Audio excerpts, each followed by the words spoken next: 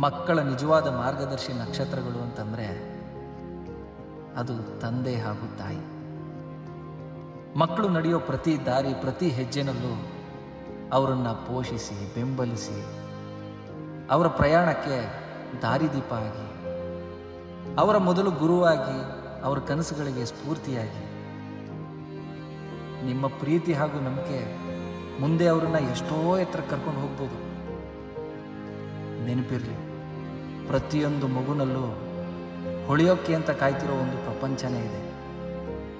ಆ ಪ್ರಪಂಚನ ಗೌರವಿಸಿ ಹಾಗೂ ಪ್ರೋತ್ಸಾಹಿಸಿ. ನನ್ನ ತಂದೆ ತಾಯಿ ಕೂಡ ಹಾಗೆ ಮಾಡಿದ್ದು.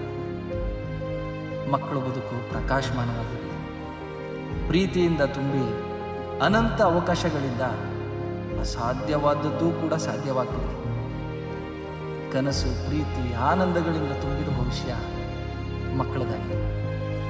ನಿಮ್ಮೆಲ್ರಿಗೂ ಮಕ್ಕಳ ದಿನಾಚರಣೆಯ ಶುಭಾಶಯ.